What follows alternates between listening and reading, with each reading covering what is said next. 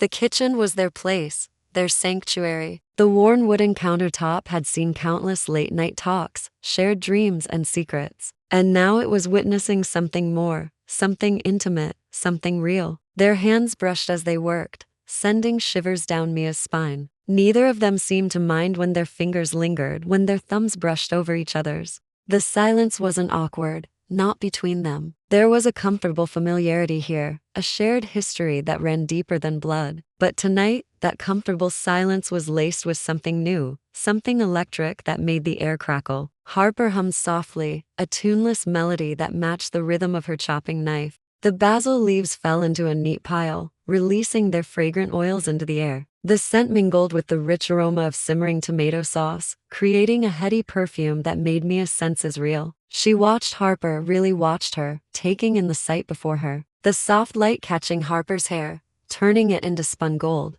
The gentle rise and fall of her chest as she breathed, the slight furrow in her brow as she concentrated on her task. Mia loved her. God, how she loved her. The thought echoed inside Mia, a constant refrain that had grown louder with each passing day. Mia stirred the macaroni absently, her mind elsewhere. The pasta tumbled in the pot, mirroring the turmoil in her stomach. She wanted to tell Harper, to pour out the jumble of emotions that had been churning inside her for weeks. But fear, a cold, slithering fear, held her back. What if it ruined things? What if Harper didn't feel the same? The thought was like a stone lodged in her throat, choking off her words, stealing her voice. Across the counter, Harper glanced up, catching Mia's stare. A teasing smile tugged at her lips. "What? Did I add too much basil?" she asked, her voice soft but edged with curiosity. Mia laughed nervously. "No, it's perfect. You're perfect." The words slipped out before she could stop them.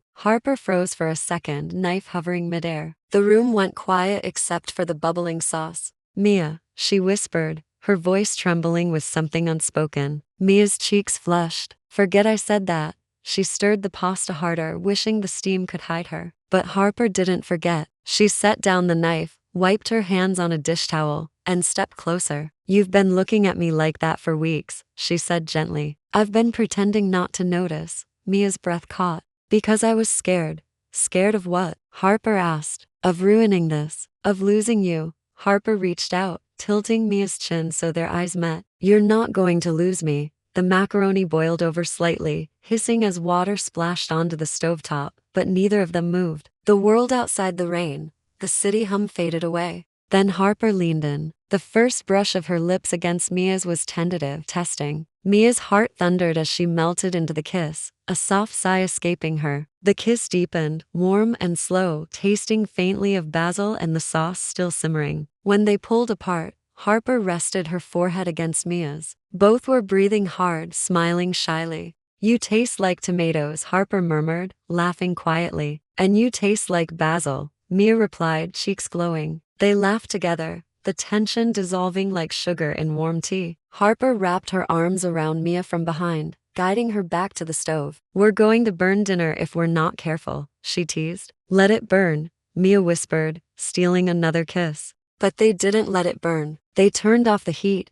plated the macaroni, and curled up on the couch under a shared blanket. The fairy lights flickered like tiny stars, and the rain outside became a soft lullaby. Between bites of pasta and stolen glances, their laughter filled the room, a sound warmer than the food, brighter than the lights. The world beyond their kitchen didn't matter anymore. That night, as the city slept, Mia and Harper began a new chapter of their story. No more unspoken glances or quiet longing. Just two women, finally brave enough to love, savoring every tender moment like macaroni on a rainy night, simple but unforgettable.